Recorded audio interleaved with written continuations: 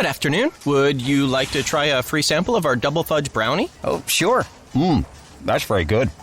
I'll just take one more, just to be sure. Yep, still very good. Some things never change, like never being able to take just one free sample. And Geico saving folks lots of money on their car insurance. Is that macadamia nut I taste? Let me take one more. Sir? Yeah, I thought so. 15 minutes could save you 15% or more. Today is nonstop. And suddenly, your checking account is overdrawn. But what if we gave you more time on that one? At Huntington, if you accidentally overdraw your account by $50 or less, we've put a $50 safety zone in place, so you won't be charged an overdraft fee. It's one more way we're looking out for you, so you can have time for what matters most. Huntington, welcome. $50 safety zone does not apply to returned items. Your account will be automatically closed if it remains negative for 60 days. Learn more at huntington.com/safetyzone. The following is a Hoop Ball presentation.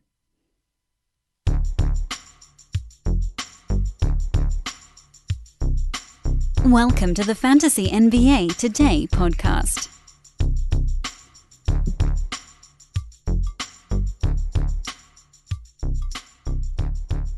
Good morning, Hoop Ballers, and welcome to another edition of Hoop Ball's DFS Today. This is your Saturday, February 6th edition. I am your host, Santino and I am here with our Saturday superstar, Aaron Asmus, who you can follow on Twitter at Asmus Sports. How you doing today, Aaron? Yeah, I'm doing great. It's been, I think we've already over a month into the season already, and it feels like we just started a little bit ago. So I'm enjoying the grind, enjoying just following NBA every day and just diving into these slates. Yeah, and we got a big one here today. We have 11 games on the docket, on a 2-game early slate, and then a 9-game late slate. So we're going to just jump right into this one. We have a lot of stuff that happened on Friday that are going to be big ramifications, and we're going to have to keep a ton of our eyes and ears out for all this news as usual, but even more so. Yeah, we can jump right into this. And before we get started, though, I do want to shout out our guys over at MyBookie. The Super Bowl is tomorrow, guys, on Super Bowl Sunday. So the MyBookie is one of the only places I trust to handle my NBA-related bets. To be betting besides friendly wagers on the Super Bowl, and baseball's coming up. Anywhere you can bet on baseball as well. But I love MyBookie, and I don't give out my stamp of approval that easily. So to earn it, you got to be the best at what you do. And MyBookie is the best sports book out there, period. It's as simple as signing up, enter the promo code HoopBall, that's HOOPBALL, and get your deposit matched halfway up to $1,000. So head on over to MyBookie if you want to add a little excitement to the sports you love and the games you bet. Bet with the best, bet with MyBookie. And I was reading that over half of the United States, the people in the United States are betting on the Super Bowl. So get in there and be a part of what seems to be a massive amount of people. And then I also want to mention to you guys, our guys over at Manscaped, and it's almost Valentine's Day. We are a little over a week on Valentine's Day, and our friends at Manscaped, the global leaders in men's below the waist grooming, are here to tell you that you need the best tools for the job, so you can be ready for anything on that special day. 2 million men are already using Manscaped products to groom. Make sure you're one of them. And with the Perfect Package 3.0, that's led by their revolutionary third-generation Lawnmower 3.0 trimmer, which has advanced skin-safe technology and features a cutting-edge ceramic blade to reduce grooming accidents. You're gonna love it down there. It's also waterproof, which prevents a mess on the bathroom floor and in the sink, especially when it's time for Cupid to shoot his arrow. You also get the Crop Reviver, the Crop Preserver, some Manscaped boxers, and their new and refined cologne. It's a signature scent by Man. You get all this in the Perfect Package, which is the perfect package. Get 20% off and free shipping with the promo code HoopBall20 at manscaped.com. That's 20% off with free shipping at manscaped.com, and use the code HoopBall20, HOOPBALL20, Valentine's Day from your friends over at Manscaped.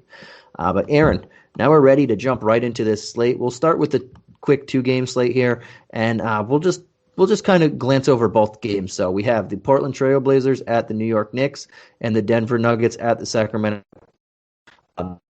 Blazers Knicks start at 1 p.m. Eastern Standard Time. The Nuggets Kings start at 5 p.m. Eastern Standard Time. So a big difference there in when the games are going to start. But though that's the early slate there before we get into the late one after. And on the over-under, we do not have a spread for the Blazers, but on the Nuggets King side, we have the Nuggets as 4-point road favorites and the over-under at 230, which is pretty big. We will start over on the injury report with the Knicks. We have just on the people that aren't in the G League, we have Nerlens Noel is probable. On the Blazers, we have Damian Lillard and Derrick Jones Jr. both probable, and then the usual suspects of Collins, McCollum, and Nurkic out, as well as Nasir Little. On the Nuggets, we have Campazzo and with Dozier, Gary Harris, and Greg Whittington all out. On the Kings, we just have, on the non-G League assignments, Daquan Jeffries is out, and he shouldn't be back anytime soon. So we have a pretty good idea of who's playing and who's not. I expect Jones Jr., Lillard to play, Campazzo, Murray, possible. Those are questionables, and that's what we'll have to look for. But, man, let's start. We'll just run down a couple plays on the high end. Who are you looking here on in the high end? We only have four people over the 8K mark with Fox, Randall, Lillard, and Jokic. Your one or two guys that you'd go here. Yeah, so my initial feeling with this slate is to really target the Denver-Sacramento game. Mm-hmm. We don't have the Portland New York game total yet, but I imagine it's going to be probably like 218, 220, somewhere around that range, and just a significantly worse game environment than the Nuggets and Kings. And as you said, only a 4-point spread towards the Nuggets, with the Kings playing just way better basketball over the last couple weeks. So it should be a competitive game environment. And especially on the Kings side, Walton has really figured out that the team doesn't have any depth whatsoever. And he's really riding his top six guys into huge minutes. So the first place I want to look is at De'Aaron Fox at 8,800, which does seem like an outlandish price tag, but this guy, he's just been awesome. He's taken another leap this year from kind of maybe like a fringe all-star consideration to this guy could be a franchise cornerstone type piece. And Walton has had no issue running him out there for 38 to 40 minutes. So in my mind, on a short 2-game slate, I want to wrap up all the minutes that I can. And this Kings rotation being so condensed with Fox, Buddy Hield, Harrison Barnes, Rashawn Holmes, and Tyrese Halliburton, just having such secure minutes, that's the first place I want to look. All right, and I like it, and I like Fox as well at 8,800. That's a very good, fairly good price with only 2 games on here. I don't mind. I like Randall too. I'm not going to target too much of that game on the Knicks side or in the Blazers side with Lillard back. He's going to gobble up a lot of the usage that we saw everybody else get in the last game, and now Derrick Jones Jr. comes back, and now it also takes minutes from those wings that we were able to look at last game. But I like Randall in this matchup, and 9,400 with. I'm not going to have much shares of Lillard, just because I don't really like playing people against the Knicks. And he's 10-3. If I'm going to go that high, I'd just go up to Jokic, who's also always in play. He's probably the safest guy on the slate, but you're also paying a ton of money for him. But I don't mind I like the Randall and Fox guys if I'm going a little bit more balanced type. And I think they both have good floors. Robert Covington's a very good defender, but Randall has the size advantage on him, and he can use his wider frame in there. And Enes Kanter's not very good at defending the rim, so there's no trouble there regardless of who's on him and where he's going. If he's going, even if Covington's on him in the post and Kanter's on the weak side helping or on the strong side, there's not much that I think that is in the way of defense for him. So I like both them. And you mentioned a lot of reasons why I like Fox too. Just very good game environment. He looks awesome. Not a bad price tag for him either. Yeah. But Yeah, looking Damian's at a really the rest of tough these guys, here. yeah, and he would be the one guy that I wouldn't play up there just because, yeah. Yep. But looking at all these guys in that mid-tier range, like we look at Cantor at 7.4 all the way down to, we'll say, in the we'll say to Bagley at 5.3. Is there any guys that you're feeling good at the moment? Oh, again, I'm just not looking to attack New York's pace. They just slow the game down so significantly. They're 96.24 in pace, which is last in the league by a significant margin. And they're also one of the better defensive teams. They're fifth in defensive rating at 108. So they play pretty good defense, pretty great defense, honestly, and they just slow the pace down to a crawl. So I'm not trying to play kind of any of the mid-tier guys in this range. I'm more so looking to the Kings regulars, as I think all of them are going to be in play on the short slate, and also Jamal Murray, getting him in this game environment if he does end up playing. Yeah, I like that too. I'm not going to play a lot of these Portland guys. I don't really want to play Barrett. I think there is a lot of good options out there on the King side. I really wish Buddy Hield wasn't 7K because it's a great matchup for him. But you can look at Halliburton at 5.9, really good. Is it Will Barton even on the other side? I think you're right. There's a lot of people on, especially in the second game. There's a lot of that game environment that I want to get some pieces to. So Monte Morris becomes pretty much a rock if Jamal Murray doesn't play. So right. Yeah, there's a lot to look there. And then if you do put some people on the other side, because you're probably not going to play all 8 on Denver and Sacramento, there are a few guys like in the cheaper range that I would look. We can look at like Alec Burks isn't bad. People like that. Maybe Elfrid Payton, 4,500. The ebb and flow of that point guard battle is never something that you want to fully dive into, but one of them is going to have a pretty good game, so might as well take a chance on the guy who's only 4,500. Yeah, I'm ready to attack sorry. I think you want to, if you playing that game, I think you'd rather play Knicks going against the bad Portland defense than playing Portland guys in the significant pace down spot against a pretty solid defense. Yep, and I'm pretty much with you. I'll take 4 teams with the emphasis on the later game. But man, I'm ready to go into this nice 9-gamer that we got in the late round. If you're ready. Yeah, let's do it. All right, and this first game starts at 7 p.m. Eastern Standard Time, and it's the only one everybody else starts at least an hour. We have 1, 2, 3, 4, 5. 5 starting an hour later, then 1 at 8:30 Eastern, 9, and then 10. But we have the one game that starts at 7, which kind of, if you're doing that initial lock, it's kind of but we have a lot of, we should get a lot of news games. But this is a rematch of Friday night's game with the Chicago Bulls at the Orlando Magic. And we do not have a spread for this one. Oh, no, we do actually. It's 223.5 over under, and the Bulls are 1-point favorites, which might change because we did see an injury on there. There's no one on either injury report because it's they played on Friday, and we're doing this late Friday. But Lauri Markkanen left the game early with a shoulder injury. He looked uncomfortable for a little bit before he left, so that's going to be big news to keep an eye on. Going forward, that means and Otto Porter Jr. is out for the foreseeable future, they said. So we were going to go right to Thad Young, who's probably going to draw the start next to Pat Williams, or maybe Garrett Temple draws the start, or even Denzel Valentine, but we'll get there when we get there. But let's start with the Bulls, man. Who are you looking at in this matchup, knowing that they might have their second banana out, and Wendell Carter Jr. is already out, and Otto Porter Jr. is already out? Yeah, this is a really tough situation. As you mentioned, this is the only early lock game, and as Saturdays usually go, there's always some sort of crazy news that just dramatically shapes the slate. And we're 20 hours from lock, but situations we already have to monitor. The Houston situation, if Wall is out, is Dejounte Murray out for the Spurs? Which Thunder are going to be coming back? Joel Embiid was listed as questionable. We did get the Kevin Durant news that he is unlikely to play tomorrow. So at least we have some information.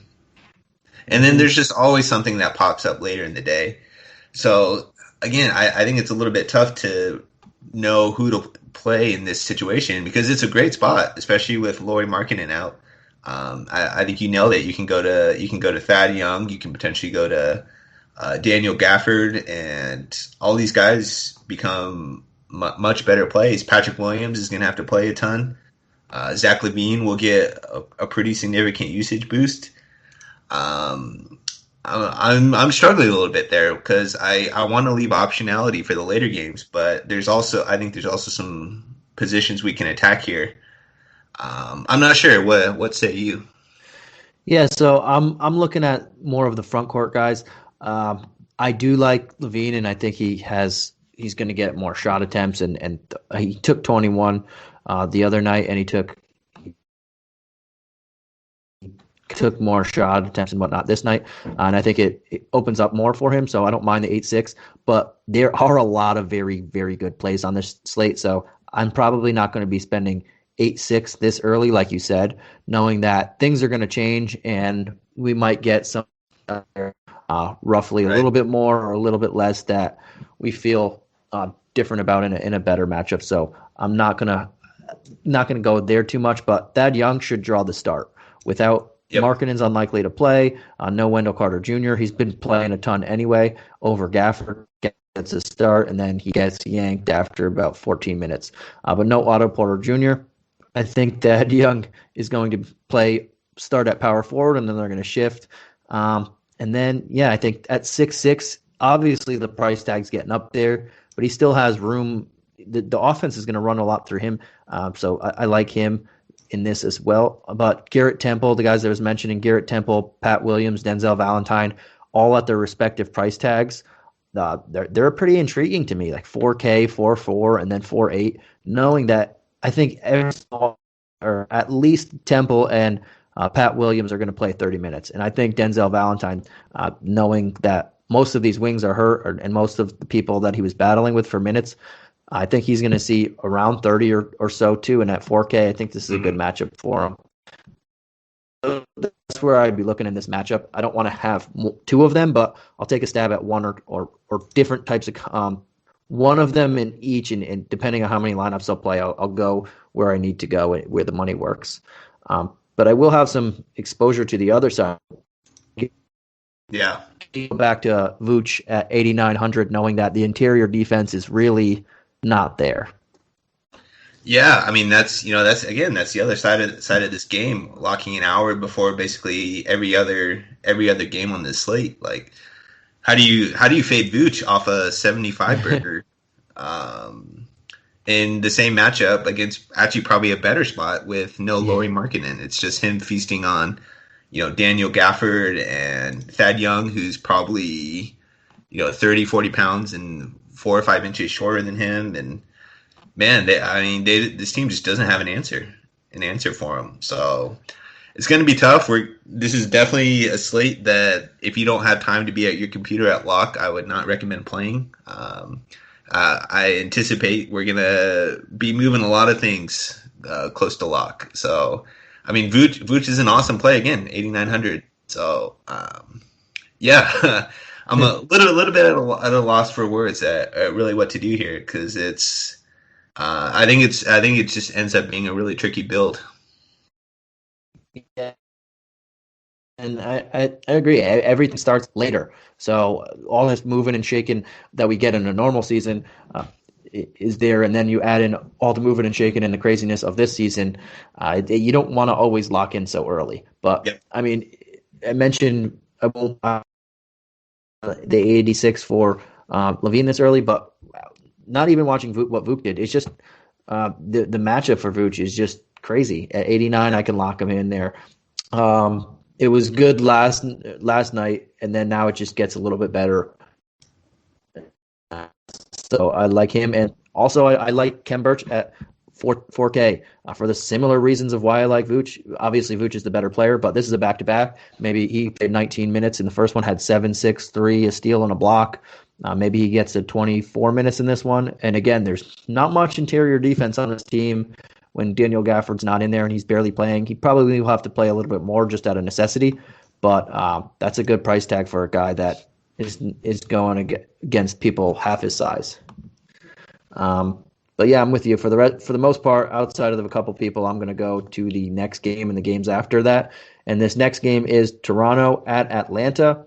We do not have a spread for this one as of yet. And the Raptors are also on the back end of a back-to-back, so we do not have an injury report for them. We do have one for the Hawks, and we have Bogdanovic out, Chris Dunn out, DeAndre Hunter out, Okongwu and Trey both questionable, and then Herder probable. So we'll start with the Raptors, who played. They beat the Nets tonight, who were mostly healthy for most of the game and then lost Durant. But where are you looking at here? We see Van Vliet and Lowry now over the 8K mark. Powell is almost hitting the 7K mark. We know OG's not going to be playing in this one, but everybody else should be pretty much safe. Can you go here? I think it's the usual suspects: Fred Van Vliet, Kyle Lowry, Pascal Siakam. Their usage profile actually gets a little worse with Norm Powell in the starting lineup as opposed to OG Anunoby, who's kind of just his offense usually consists of just maybe cleaning up points or spotting up in the corner, while Powell takes a far more aggressive ball handler scoring role than OG does. But these guys are still pieces you can just always attack, especially in a pretty good matchup against the Hawks.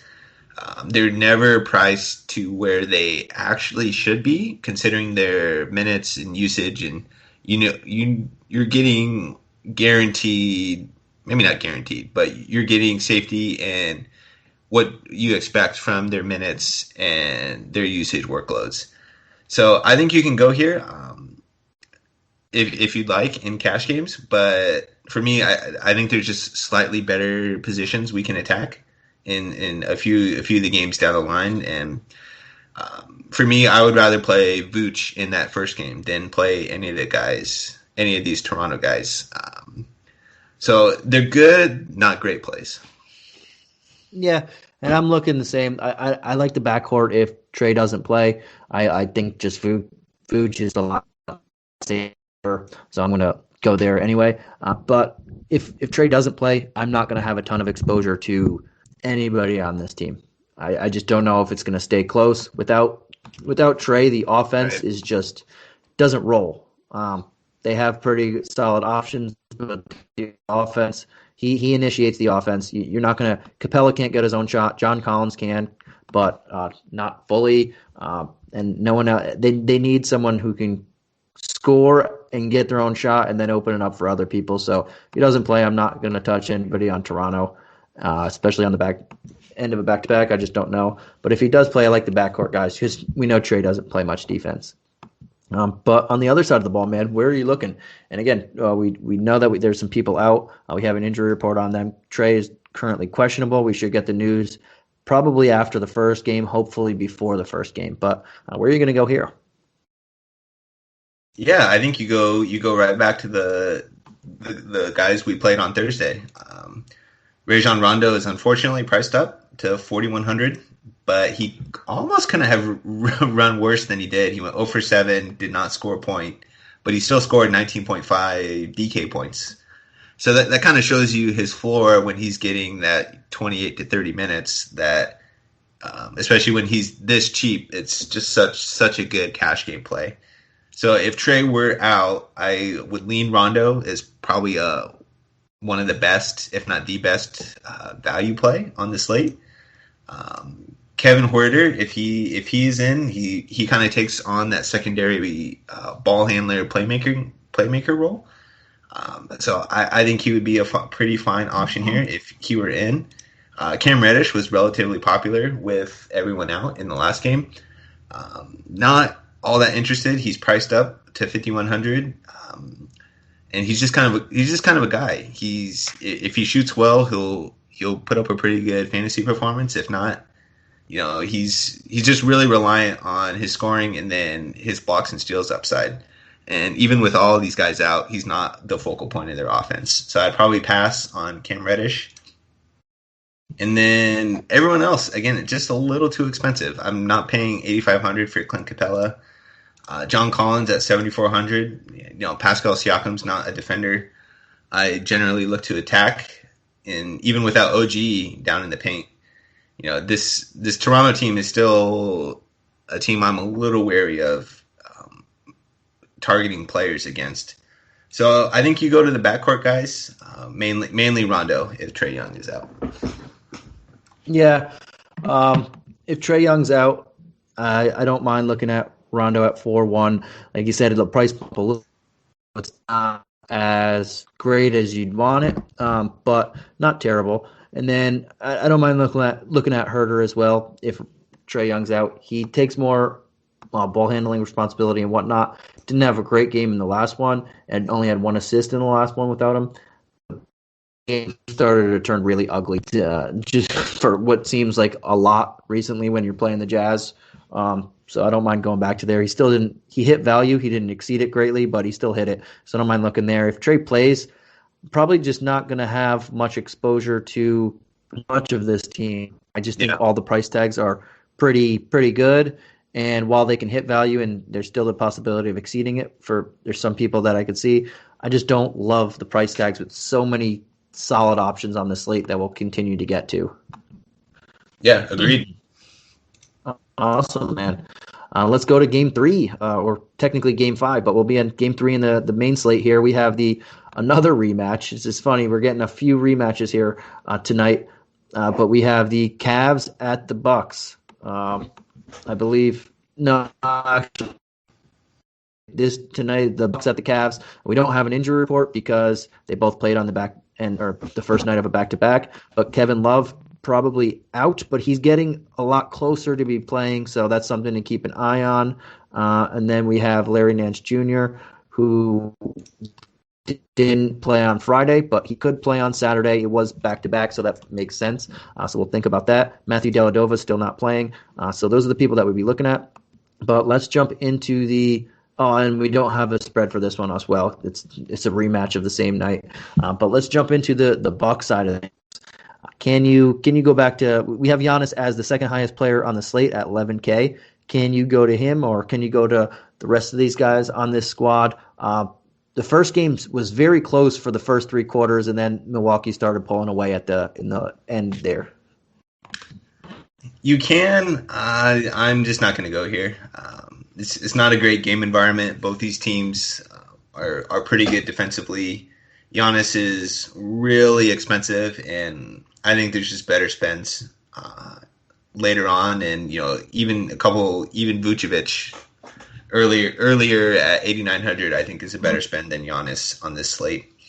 And one thing I try to really focus on is attacking excellent game environments with, in good injury situations where there's usage available for the remaining players to pick up. And it doesn't look like we're necessarily going to get very much of that in this situation. And we have plenty of games where we can attack much better game environments with injury situations. So overall, I think this game is more just a cross-out game for me. Giannis he's kind of just been randomly not all that popular for a lot of slates this year. So if you want to go there in tournaments, perfectly fine with that. He has the best upside of anyone in the league. But for the most part, I think this is a game I'm going to be avoiding. Yeah, for me, I'm looking. The one guy I would be looking at is Giannis if I'm going to spend up that high, just because I know he put up 12 and 4, the steal, 4 blocks in the first game, had 25 shots. Maybe he doesn't play 33 minutes again because that's just what Coach Bud does. But with Brook Lopez there, his ability to stretch the floor takes Drummond, takes Jared Allen when he's on the court. Assuming, hopefully, he plays 30 minutes too. But his ability to spread the floor brings those guys away from the basket and lets Giannis do a lot of damage down there. The people that are going to be trying to guard him on the Cavs side can't really guard him. But again, he's 11K. There's a lot of good options here. That's a hefty price tag. You're pretty much asking for at least 65 points to bring back rock solid value in tournament plays. So that's very hard to spend up there. But I don't mind looking there. Outside of him, nah, I think everybody's fairly price tag. I like Chris Middleton, but Okoro is the best perimeter defender on the team, and he should be guarding Middleton for the most part. I just don't. I don't know how much Bud plays all these guys after on the second night of a back-to-back, just beating them, and maybe they start early. He's a hard coach to peg down there, so I'm probably not going to have much exposure here as well with you. But what about on the Cavs side, man? Can you run any of these guys back playing the Bucks again? Again, I'm just not really sure where you go. Andre Drummond 7,900 is a tab we would have loved to attack earlier in the season, but I mean, just his minutes volatility is absolutely ridiculous. In the last game the Cavs played, he only played 22 minutes, while Jared Allen played 25, and I could see that just being the case as long as these two guys are on the team, where maybe one game if Drummond's playing awesome, he'll get up to 30, 32. If he's not, Jared Allen will get that run. So both guys are really tough to play. Taurean Prince, I guess he's been in a fairly consistent role since joining the Cavs, but I'm not really interested in targeting someone who probably guards Giannis and against the Milwaukee defense. And so I guess you could go there, 4,700. Everyone else, it's just like I think we can spend our money better than targeting the Milwaukee defense. Yeah, and I'm with you. I'm not going to play anyone here. Interestingly, Drummond and Allen played 30 and 22 this game on Friday against the Cavs, and so they played 4 minutes together. That's an interesting note to keep an eye on moving forward. In this game, I don't, like you said, I like Drummond at 7,900, but for the reasons I mentioned earlier, Brook Lopez drags these guys away from the paint. Drummond only got nine boards in 30 minutes. If he's playing 30 minutes, you do not expect 9 boards. But when he's not around the paint, and then Jared Allen got 4 in 22 minutes. It's just a stretch 5 is not ideal for guys who live on the rebound, live on the glass. So I don't really want to play them here.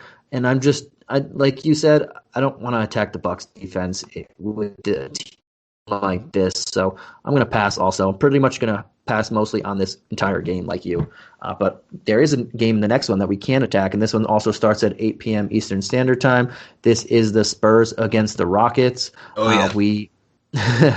And we have a spread for this. It's 224.5, and the Rockets are 4-point home favorites, shockingly enough.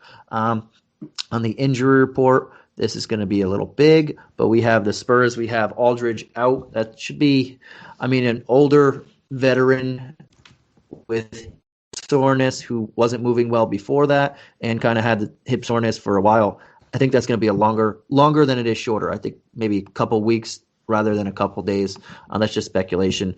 But we also have Lonnie Walker is out for this one. That's big. And DeJounte Murray is questionable. So that's so big. And on the Rockets side, we have the biggest news of all. Christian Wood is out. We don't have a timeline on that, but it did not look pretty. So I won't put it past being a bit longer. Dante Exum is also out.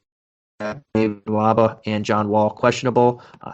So big news here on this slate. But where can we go? Or I guess I could start it. You've been starting them, so I'll start this one off. On the Spurs side of things, I think we can look directly at Derek White at 4,700. No Lonnie Walker.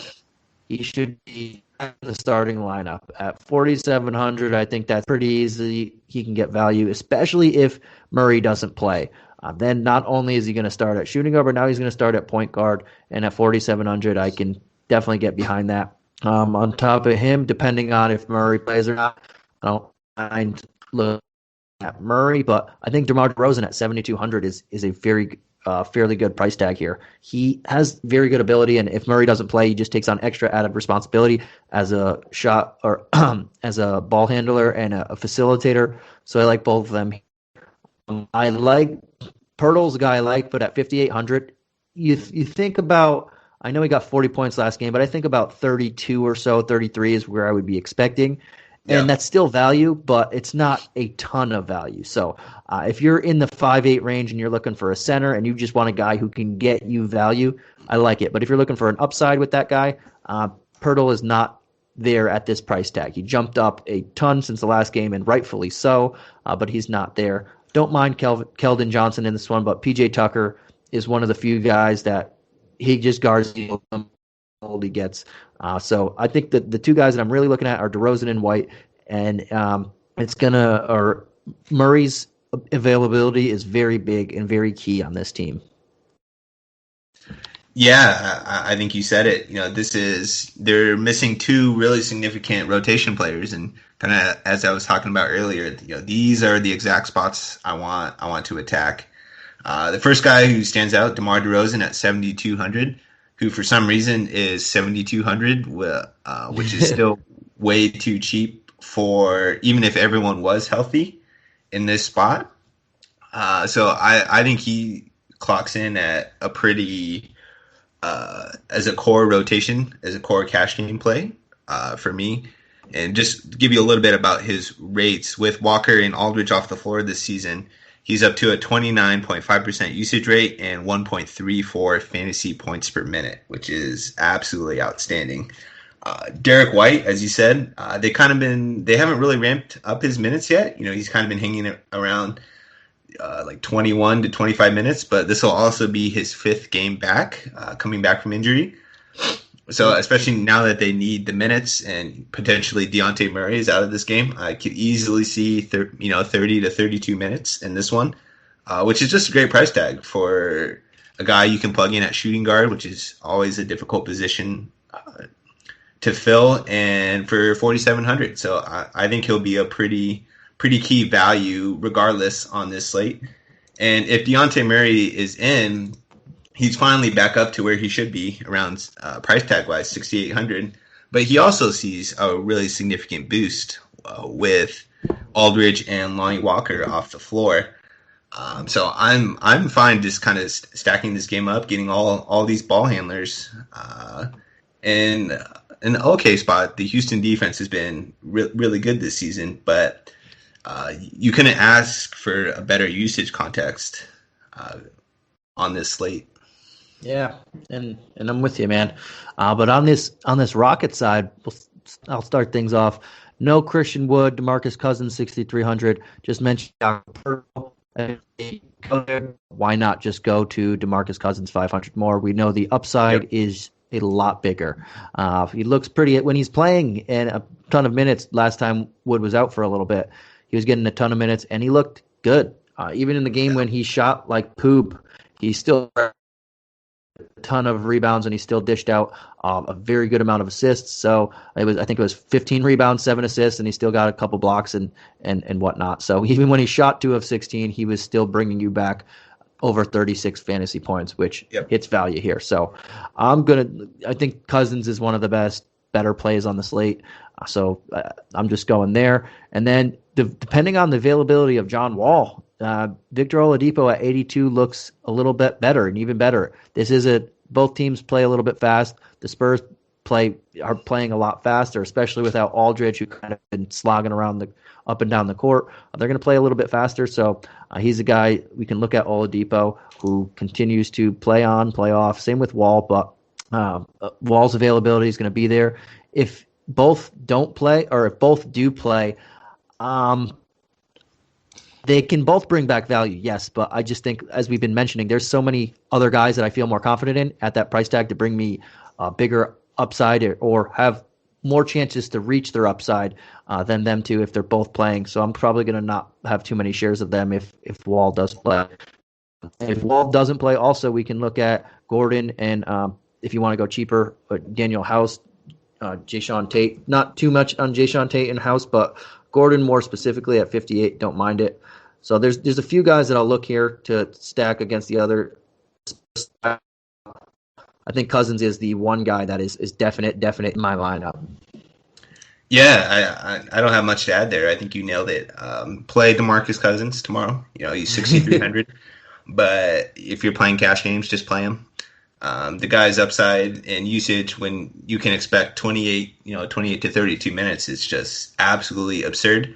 The matchup isn't actually all that great against Jakob Poeltl, who's an awesome defensive center and kind of one of the few guys I think could actually match his strength in the post. But I mean, the boogie usage rate is just going to be too good. So I think you just lock him in cash games and in your center slot and move on. And you know that if Wall is out, Oladipo becomes another guy we can really consider as a priority play. If he's in, then it gets a little bit hairy with Wall, Oladipo, and Cousins, which is just a lot of usage that needs to go around. So you could probably avoid if Wall is in, and then the rest of the guys I just aren't priorities for me on this slate. Yeah, they're more of if you fall around that range and you're in your last spot, that they're not bad options to look at. Right. Assuming Wall is out. But let's go on to this next game, man. We are on the Minnesota Timberwolves against the Oklahoma City Thunder, and this is also a rematch of Friday night. All over the place. As we don't have an injury report on either side because they finished about 2 hours ago. But we do know that Karl Anthony Towns did not play Friday, but he is going to be playing any day now. And it might even be Saturday. Maybe I know he's been traveling with the team on their 5-game road trip. I think this is their 3rd or 4th game of that road trip. So he wouldn't have been traveling with the team if he wasn't almost ready to play. So that's huge news to keep an eye on. D'Angelo Russell has been on for a while now. He did play on Friday, but maybe he sits this back-to-back. That's just the way it goes around here. But we'll figure that one out when we get there. This also starts at 8, so we should have that news. But Jarrett Culver is the one guy we know for sure is out. We have everybody was out. Theo Maledon was out for health and safety. Can't imagine he plays the night afterwards, so he should be out. Lou Dort looks like he's going to be out for longer. A few more games, so I'm assuming he's out. He didn't play on Friday either. George Hill's not going to return. We have Shai Gilgeous-Alexander did not play for the last 2 games. He may or may not come back, but they only had 8 healthy guys on Friday, so at most they should probably have 10, which gives a lot of people extra room. And we don't know because Al Horford had a good game on Friday, has not been playing back-to-backs at all this season, so does he play? Does he not? If he's the 8th guy on the team, he has to at least suit up. Maybe they don't even play him, but he has to at least suit up so they have enough people to go. A lot of to sift through. But let's start with the Wolves, man. I'll just jump right into this. If Towns plays and he's not limited at 99 against this Thunder team that's beat up, I really like him. I know it's his first game back. Yeah. Last time he came back in the first game, we saw when he came back after 3 weeks from a wrist injury, he put up 54 points immediately. And then a couple of days later, he put up 52. So if he's playing in this matchup, even if it's 29 minutes, I like it. I don't think he'll play 29 if he's healthy. This team, I just really like him here. If he doesn't play, I mean, everybody here, they're going against backups, but they also are a bad team. So it's kind of like a wash type of thing. So I don't know if I want to. Reed has potential, but at 6'1", I think there's better options. Just put up a great game, but I think there's other options we can go to. I don't mind him.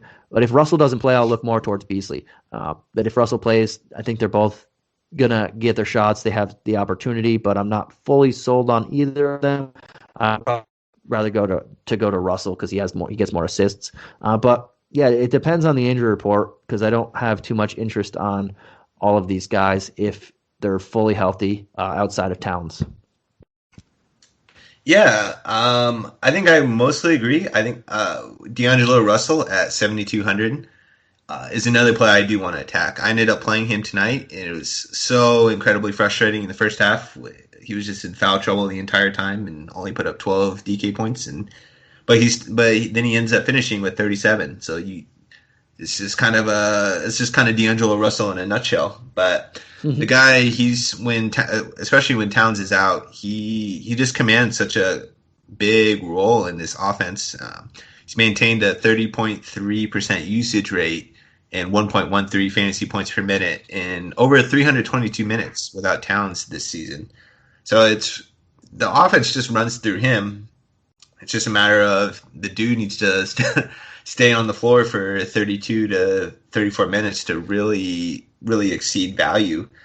And then I'm willing to take another stab at it. This, especially in these sloppy game environments, where the Thunder are essentially trotting out a G League team outside of maybe two or three rotation players, and Russell really thrives in transition and more of these sloppy games where he can get up and down and kind of take those pull up threes. So I'm considering him in cash games. I think he should definitely be in your tournament pool. Everyone else on the Thunder, on the Timberwolves, I think if Towns did come back, he would be tournaments only for me. But I definitely like that idea quite a bit. No one's going to go there. No one's going to play him if he is healthy. And then just everyone else is kind of just an avoid for me. I think it's just Russell if Towns is out, Towns in tournaments if he does play. Yeah, and I like that too. That's pretty much where I'm going. And if both of them sit, then we could look to attack some of these ancillary pieces. But we'll be there on the Discord to tell you where we like it if they don't sit or side. We're pretty much in a similar predicament. If Shai doesn't play, then there's going to be a ton of value to go around again. Even if he does play, there's still a ton of value to go around again. I need to see the full injury report, but I think pretty much all to put it plain and simple, Isaiah Roby, 3,700 again. Maybe he gets the start at center because Al Horford is sitting. We have Diallo is now getting to 6K, but he's still, if he's the primary point guard on this team again, I mean, we can look at him, but I think Roby's the best play at 3,700. If there's only 8 people left again, we can continue to look at Williams and Miller just as pump plays, 3,100 and 4,200. It depends on who's in and who's out, but it looks like Isaiah Roby at 3,700, if they're back down to 8 guys again, is the easy play that I think everybody's going to go to. But there's still a lot of solid guys down there to look at. Yeah, I think you just go right back to the same guys you played today. I was on the unfortunate side of Horford versus Bazley today, even though they basically projected the same, but Horford outscored it by like 35 fantasy points. So that was quite a bit of fun. We will have to watch here, if they do get bodies back or if they do get more players available. Maybe they do end up sitting Horford, as you mentioned a little bit earlier. If he does play for the second night of the back-to-back, I think he probably just ends up in that 28 to 30 minute range again, especially considering the center position is probably the one spot they actually do have depth at with Muscala, and then they can move Isaiah Roby down to center as well. But yeah, I mean, I think you nailed it. You play, you just play all these guys again. Diallo is reasonable, 5,900. Bazley, 6,100. Absolutely. It just kind of all depends on news. Yeah, and if Shea plays 7,400, go right to him too. We can sit here and go throughout all the scenarios. They're all pretty much in play. Once we get that confirmation of who's in, who's out, then we can determine who are the best plays. But right now, I'm looking at all these price tags and I'm looking at the possible usage, depending on what we know so far on the injury report, and their tags. They can all be in play right here. But let's go on to another game that is going to be a fun one to watch. And then this is the last game at 8 p.m. Eastern Standard Time. It is the Nets at the Sixers. the prime guys or the prime players in the Harden sweepstakes. So let's see how that one shakes out. We do not have a spread for this one currently, and we do not have an injury report for the Nets, but Kevin Durant will not be playing in that one. That's what we're so that's a big, massive shaker that we can go to. And on the Sixers, we have Ferguson, Mike Scott, both out. We have Ben Simmons, probable. Joel Embiid, as usual, questionable. And Seth Curry, questionable. I don't think he's going to play. These are the big ones here. And let's start with the Nets, man. Knowing that we don't have one third of the big three, it's just the big two now. Who are you looking at? Where are you looking at? Can you go can you look more at Joe Harris at 6K, since there are some people that we already mentioned 6K do a lot more? Can you look at Jordan Green in this matchup if Embiid doesn't play, or if he does? And then save the best for last, the big two. Yeah. It's tough because, I mean, there's all these Saturday slates. They just have seemingly infinite good spend-up plays. Kind of the cop-out answer is, we got to wait for what happens with news. If John Wall ends up getting rolled out, then you probably want to prioritize Oladipo and maybe Eric Gordon at 5,800 over Joe Harris, who's 6K.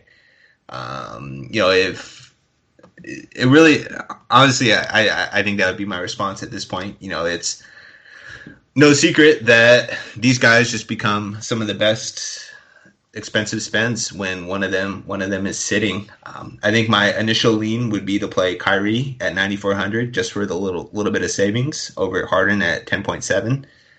Just because I want to get so many plays in on this slate, and unfortunately we're gonna run out of money eventually. So, I mean, I wouldn't fault you if you start your team with both these guys and then just fill in the value around it either. I don't think that's a bad route at all. So again, my advice every week that I do on the podcast is really focus in, write down the guys you want to prioritize, the guys you think are the best plays, attack the really great game environments. Unfortunately, this isn't a great game environment for the Nets against the Philadelphia defense, especially if Joel Embiid is in. But I think the usage concerns can outweigh that. So I guess the moral of the story is write down the plays you really like, and I think both these guys should be in heavy consideration for your cash pool. Yeah, and I'm with that too. Without Durant, it depends on some of the other news if I'm going to go to Joe Harris. If I do like DeAndre Jordan, especially if they'll go against Howard, a couple slower guys. I just think that's a solid price tag for him where he can bring back value, especially with no KD there. Maybe they play Jeff Green a little bit more at power forward and then play them both together. Kyrie at 94, you get that 1,300. But if I'm going to go and I keep calling them the Super Saiyan group on 10K and over, I like Harden the best. I know that might be different. There's a very good matchup, especially if Embiid doesn't play. I like Harden the best out of this Super Saiyan group. I think Simmons is going to spend a lot of his time on and Harden gets the opportunity to do Harden things. And then there's also the possibility that Kyrie also sits this game on the back-to-back. I know he played the last back-to-back that they had, but he missed a couple of them earlier in the year, so that's something to on out for. And then 10-7, if he's just the only guy on the team and there's no Embiid. And we will get the news definitely before, maybe after the Chicago-Orlando game, but before every other game locks, if Embiid's playing or not, if Kyrie's playing or not. But I just like, if I'm spending up, I like the Durant. He's starting to gel a lot better, and he's starting to look like James Harden now. Usually, when you just throw a bunch of superstars on a team, this is what happens. It gels. He only took 8 shots tonight against the Raptors. He still able to put up 17, 7, 12 and 2 threes on just 8 shot attempts. I can't imagine him taking another 8 shot attempts tomorrow against his former GM who gave him everything he wanted, and now there's no Durant at all. So I mean, I would like spending up there. Yeah, everybody else, it's kind of, and him too, it's kind of on the news because I won't need to spend up there if some of these other guys are getting rolled out and you're getting high usage at cheaper value. But what about on the Sixer side, man? Yeah, I mean, obviously Simmons should be in. Seth Curry probably out, and Joel Embiid. This is kind of a reason where I'm a little bit hesitant to just lock in Harden and Kyrie at 10-7. It's, if Joel Embiid ends up playing, this is kind of the Yahtzee spot where, the Nets are just seemingly giving up 120 points to everybody, and DeAndre Jordan looks significantly outmatched versus just about everybody. So if Embiid was in, I think I would heavily consider him in cash games as my expensive spend. If he were out, I think Ben Simmons would become close to a priority play as well. The Nets have been playing a lot faster as well, so it's a really, really nice pace up spot for the Sixers. With Seth Curry out, depending on who starts, I think you can go to Shake Milton or Tyrese Maxey. I think it's just heavily dependent on Joel Embiid how many Sixers we want to play, but I feel fairly confident that at least one of these guys should be in our cash game lineups. Yeah, and I'm going to co-sign it. I know I just talked up Harden, but if Embiid is playing and this knee soreness, I just hate him being on the injury all the time because it's always a question of. It's not like LeBron James and AD are on the injury report. LeBron has played every game. AD missed a couple, but Embiid is just different. Every time you see him on the injury report and it's questionable, it's a little bit different. But if he's playing, the Nets interior D is just dog shit. So it's 10-5 if he's getting if he's getting 35 minutes, he's gonna put up a lot of points. So I would go there too. And if he's not playing, I really like Tobias Harris in this matchup, especially 7-6. I can look there. Simmons, as you mentioned, is another guy you can look at. And Shake Milton, him or Maxey should get the start. I don't think Korkmaz is going to get the start again. They lost. They didn't start great with that. What they do last time. Shake should get the start. Really like it. Maxey got the start, 37. Really like that as well. But yeah, it's pretty much dependent on Joel Embiid. Is he in or out to where I want to go with the rest of this team and himself? Yeah, and kind of to go back to it real quick, this is kind of the issue if you like a bunch of guys in the early games. If you end up locking in Vucevic in the early, and then you're already playing DeMarcus Cousins, you potentially miss out on Joel Embiid, or you potentially miss the salary if Joel Embiid was out, where you can kind of load up on Simmons and Harris and Milton and kind of the rest of these ancillary Sixers guys. So just something to think about where if you're going to play guys in that early game, you got to feel real, real confident that they're going to be killer plays. Yeah. And for play, we can also look at Howard going against him and Jordan are probably going to go head-to-head at 3,900. He's also in play there as just a cheap, easy guy that can bring back value pretty easily at 3,900. For sure. But throw on these teams, man. Well, we can run a little bit quicker. We have another rematch, not back-to-back nights, but a rematch of a couple nights ago in the Warriors and the Mavs. I believe we do have a spread for. Yep, we do have a spread for this one, 230, which is tied for. Well, I should say it's the spreads that we have. We only have 3 of them, so not huge there. But the Mavs are 4-point home favorites. And on the injury report, we have Mavs have nobody on their injury report after going through so much. And the Warriors, we have Thompson, Smeljic, the usual suspects. And then we have Wiseman out, Looney out, Pascal questionable, And that's it for everybody who's up. But we'll start with the Warriors side. And I think we can go back to, I know Oubre is only 62, and he just coming off a monster game. Draymond Green jumped up to 6K. Juan Toscano Anderson jumped up to 4.2. But especially if Pascal doesn't play, I think we can look at these guys again. It's the similar matchup. I think they all play better historically when they are playing more smaller. Like Oubre is much better. I said this last time too. He's much better as a power forward than he is as a small forward. I was playing a lot of the forward last game out of necessity. He's also bigger than JTA is only 6'6". So even though he started at power forward and they were saying he could play some center, he's only 6'6". He's like Chuck Hayes, throwback there. But Oubre is at 6'2". We can still look at him. Draymond Green, 6K. I probably won't go fully here, but you can still look at him. 6K there. It's not terrible. I just think if I'm going to go 6K at center, I'm Cousins. But you can look at Green as a pivot play in tournaments. And JTA also at 4.2. That's not huge, especially if Pascal doesn't play. This guy played 40 minutes last game. And really likes him. So even with Pascal, he should play 30 minutes or so as one of the few big guys that they play in the front court. I just like those three. I don't really like Pascal. And whoever's playing power forward, the ability to stretch the floor exposed last game that he cannot guard people out of the paint.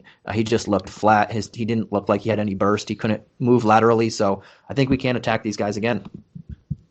Yeah, it's just a little difficult to know exactly where. Kelly Oubre will draw ownership just by his best game of the season by far. Dropping 40 points on 40 points on 21 shots, which is pretty incredible. And he's still a reasonable price tag. He's kind of in that Joe Harris, Eric Gordon range of 5,800 to 6.2K. So that'll be a pretty solid decision point for us to make. And the Mavericks defense, they've been really, really struggling over the last, over the last month. But over their last 10 games, they have a 120 defensive rating, which is last in the NBA. And if that was prorated over the course of a full season, that would be the worst in NBA history by a significant margin. So everyone's just been teeing off on this Mavericks team as they've been really struggling just to defend anybody.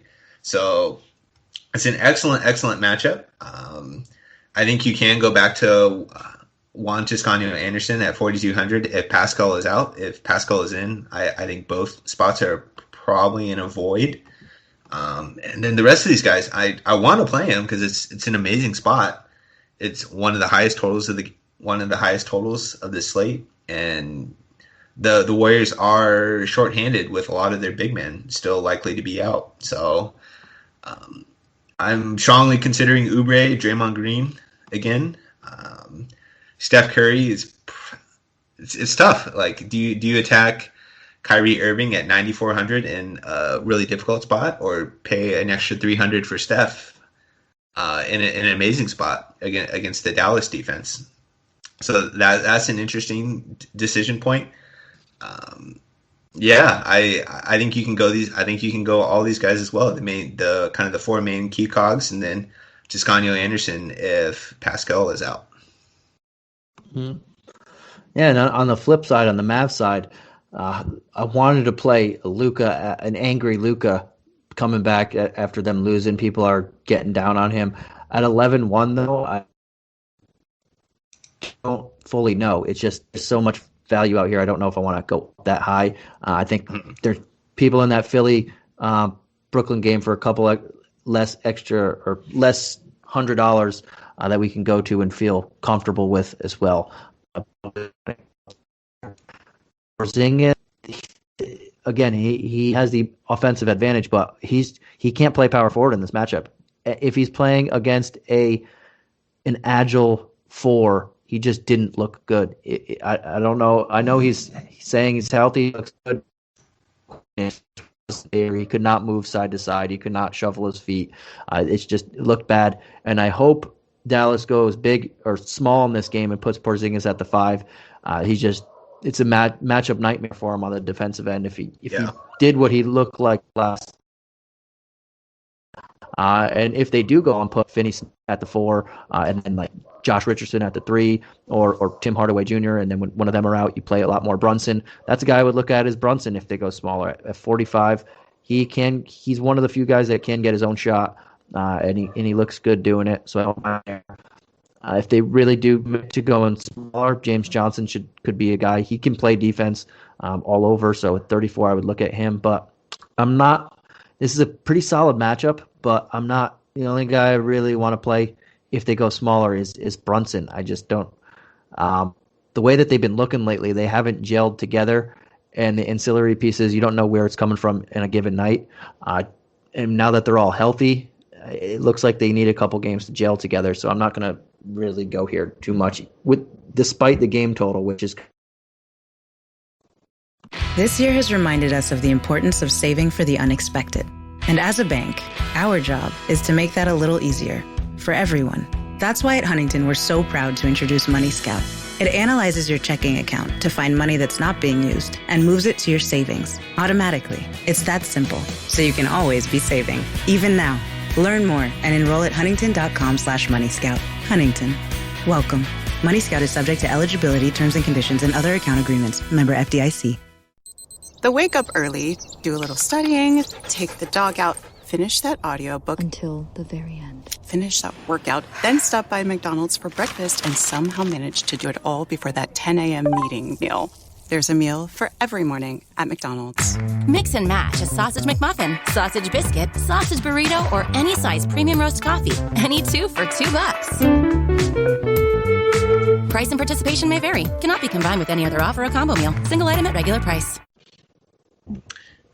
Yeah, I think you nailed it. I always want to play Luka when the value is available. Even though there's some really great spots, I don't think there's actually all that great of value on this slate. I mean, not a whole lot of guys have really popped as just kind of must play, plug and play pieces to this point. And I think we can just spend our money a little better than Luka, which does sound crazy. But the Warriors are a pretty good defensive team, even though they're the second highest pace team in the league. And Luka's actually been a little up and down during this losing streak. He did have the one spiked game against Atlanta for 64 points. But since the 25th, when he just dropped that massive triple-double against Denver, he's been 45, 45, 49, 47.5, and then the 64, and then 44.5. So that's okay, but it's just not good enough when you're paying 11.1K. You at least want to lock in 55 to 57 points when you're paying that kind of price tag. So especially on a 9-game slate. Yeah, it's a big slate. We're not forced to go to Luka. We have plenty of excellent spends on this slate. So yeah, I think largely on a team that's finally healthy after all their COVID and injury issues, I just see myself going elsewhere. Yeah, and I'm with you. And then we can jump into these last two games, man. But right before I do that, I do want to shout out our guys at the DFS Pass. $199 a month. We offer, and as we've been mentioning a couple times already, the Discord, the best thing in the Discord. When we get all this late breaking news, we're all in there telling you where we think we should go, answering your one-on-one questions and all that. If you are on the Discord, you know exactly what we're talking about. If you're not, you should know what we're talking about eventually. With everything going on this year and all the late breaking news, it's very, very convenient, and it's probably the best thing out there. So definitely keep an eye on that. And it's only $199 a month, pretty much nothing. $2 a month. If you coffee that for one day, a small cup of coffee, that's pretty much it for the month. But now let's jump back onto the last two games. This one starts at 9 p.m. Eastern Standard Time. The Grizzlies against the Pelicans. The Pelicans on our back end of a back-to-back, so we do injury report for them. We do have a spread. It's 226 over under, and the Pelicans are 2-point favorites. The Grizzlies have Jaren Jackson Jr., Justice Winslow, Killian Tilly, Sean McDermott all out, and Brandon Clark as questionable. So that's kind of but I don't mind Ja at 7-6, but I think there's better spots, and I think the way that this cycle has played out with all this late breaking news, I think there's going to be different spots around that price attack.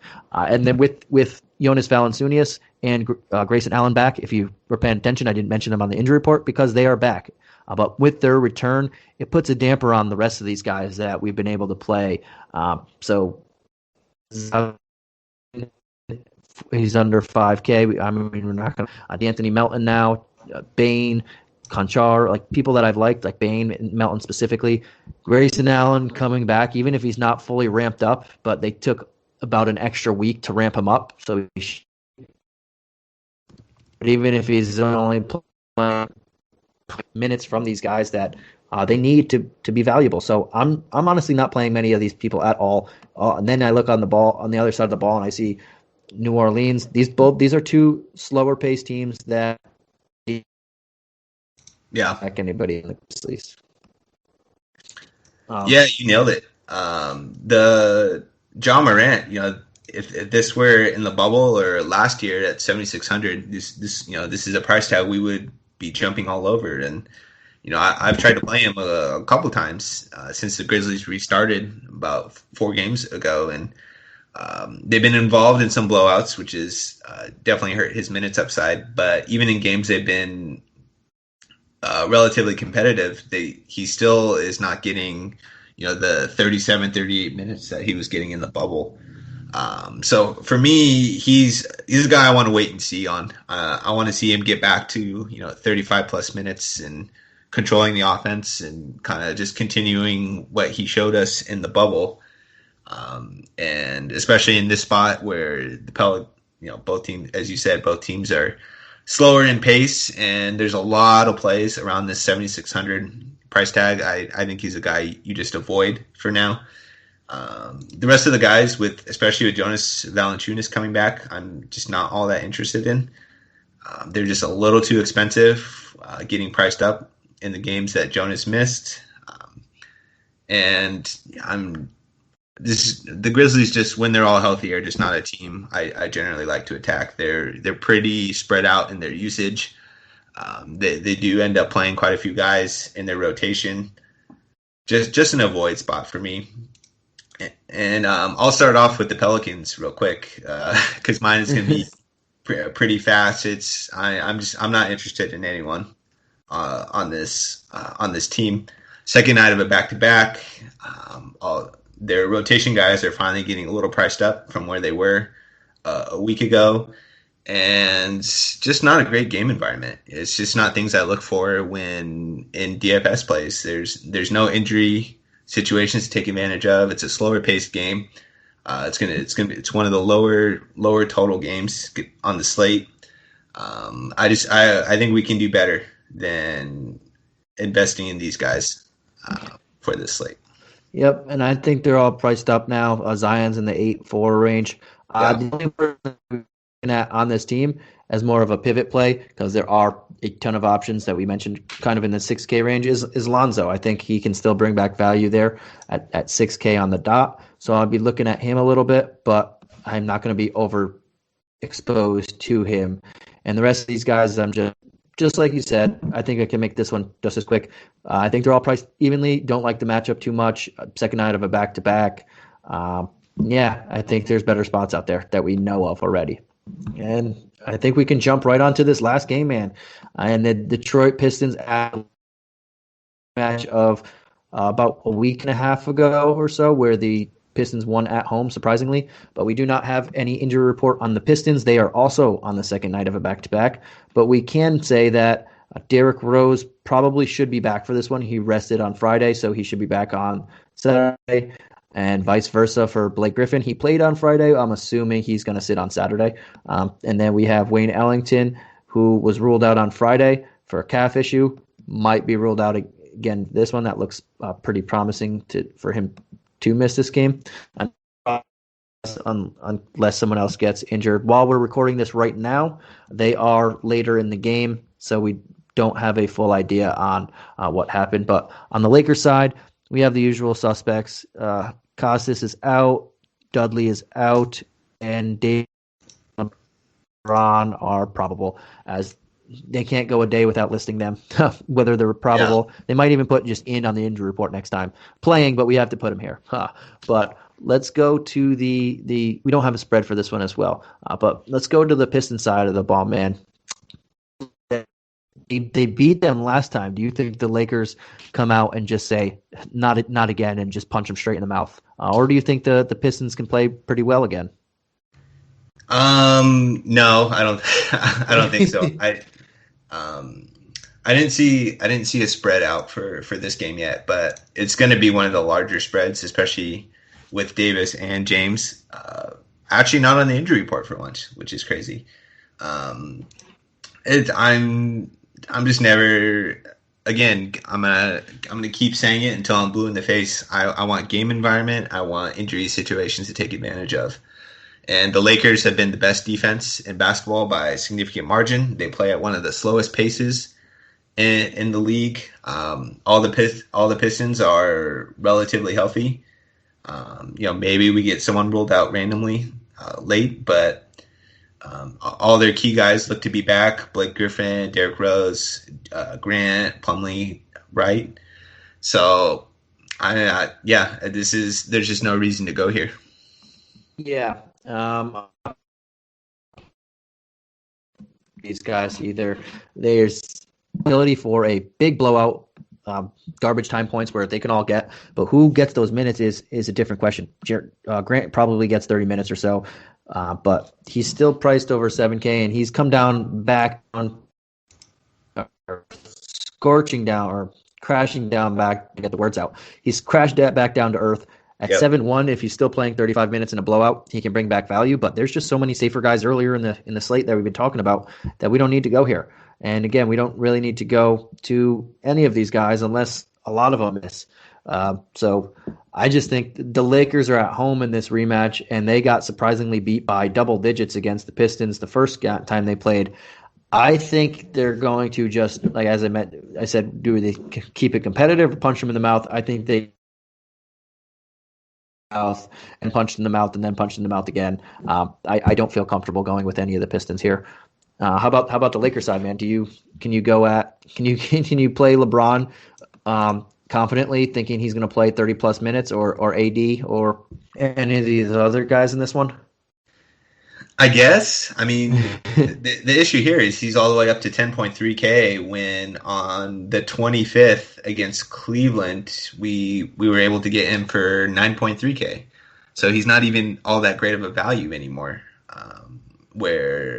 And this is a spot where, if the Lakers, as you said, they're fired up to go punch this team in the mouth, that they're going to look for every opportunity to get LeBron some rest. And if you kind of look at his minutes totals, they always talk about, we need to limit LeBron's minutes, keep him fresh for the playoffs. But you kind of go down the line here, 35, 38, 37, 36, 39, 38. It's incredible. It's incredible how he's playing this many minutes, this age, and being this good. He's just getting better. Yeah. I mean, But I digress. He had one game against Chicago where he got some rest, 28 minutes, 38, 38, 30 minutes against the Pelicans. So, I mean, just 8 of his last 10 games, he's just had to play massive, massive minutes. So I'm sure they're just itching to find any spot they can to keep him in that 28 to 30 minute role. So I mean, you can always play LeBron. It's just one of those things where, if someone wants to play him, it's like, it's LeBron James, go ahead. But I think we can spend our money better. James Harden is $400 more expensive. We've talked about a plethora of awesome, like 7 to 9K range plays. And the Lakers guys it's just a really binary outcome for me. It's is it a game I expect to be competitive and where I expect LeBron and AD to get full run pretty much no matter what? And I can't be confident in that in this game. So I'll be avoiding both guys in cash games. Yeah. 10-3, I think it's just the matchup. And maybe they're not fired up, but they don't have to be. I think they're just going to just smack them and call it a night. And I can't trust AD at 9-6 too. I mean, there's other guys there that we know are more competitive games. And obviously the defense of Detroit is easy to exploit, but they might be up 15 points after the first quarter or going into halftime, so they don't need to extend these guys. Everywhere else, I don't know. They're probably going to chop minutes if it does get out of hand. Maybe you can look at Taylor Horton-Tucker at 37 because we didn't mention a lot of people, like you said earlier. There's not a lot of people under 4K that we can trust. Can't trust him either, but I'm probably just going to avoid this game completely, which I don't normally do on a late game when I see 10 p.m. A lot of people tend to do that, and I'm not one of them. It's a good way to differentiate yourself from the field in GPPs, but this is just not an environment that I totally like. And then the guys that you can trust are very high expense-wise. Yeah, agreed. All right, man, that's a good one. This one's a little bit longer, and we usually are doing the slates, or the high point guy that you like and the low point guy. But I'll just ask you one guy. Who is one guy that you're playing on any price point and why? Yeah, I think it's going to be DeMar DeRozan at 7,200. Regardless of if Dejounte Murray is out or not, he rates as an absolutely incredible play with Lonnie Walker and Aldridge already ruled out for this game. Should be a really competitive game environment with the Rockets at only as a 4-point favorites. And he has the upside. If Murray gets rolled out, basically everything is just going to roll through DeRozan. He's going to be the playmaker on basically every single play. So, and the tags is just too cheap for what he's done this season. Just in terms of being an overall stud playmaker, he's been awesome scoring the ball. He should be like an 8.3, 8.5K player. So with everyone healthy, honestly. So you're getting everything I want in a play. He's really cheap. You're getting usage. You're getting good usage boost with significant key rotation guys out of the floor. You're getting a good competitive game environment. And yeah, I think it's DeMar DeRozan. I like it. And I guess I'll throw in two there. I'm going to play DeMarcus Cousins at 6'3". Pirtle's a solid defender, but at 6'3", I mean, this guy should be seeing 30 minutes without, at least without Christian Wood, and we saw what he did earlier without Christian Wood, and he went on a bender. At the very least, when he shot 2 of 16 from the field and only scored 5 points, he still put up 36 plus DK points, bringing back rock solid value for you. So I think he's very safe. And then the other guy, we can go look at Isaiah Roby again, especially if Al Horford doesn't play and if they're beat up again at 3,700. There's not many guys on this slate that you can give 30 minutes to with under 4K. So when you see that under 4K, 30 minutes, I like that too. And that's two people that play center on your thing, but you can put Roby at power forward. All right, man. And before we head on out of here, tell the viewers where they can find you on Twitter. Yeah, I'm at Asmus Sports on Twitter, ASMUSSPORTS, and I'm fairly active in the Hoopball Discord. It's just the best place if you want to learn how to play DFS, if you want to pick our brain.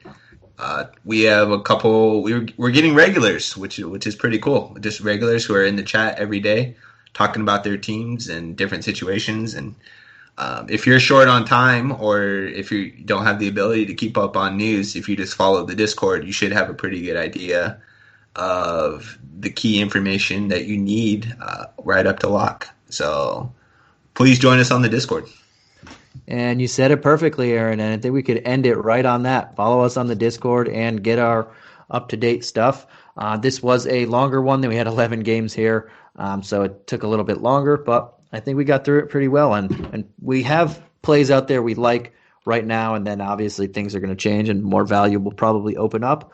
but there's a lot to look forward to already. If you're in early type of guy, if you like to take a real early look.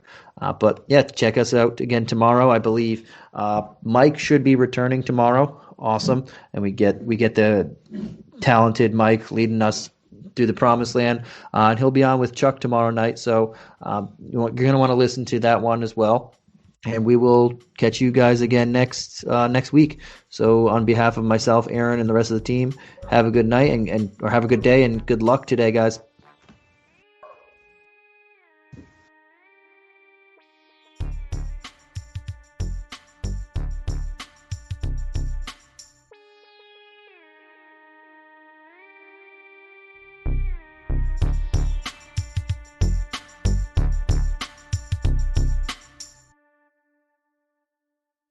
This has been a Hoop Ball presentation.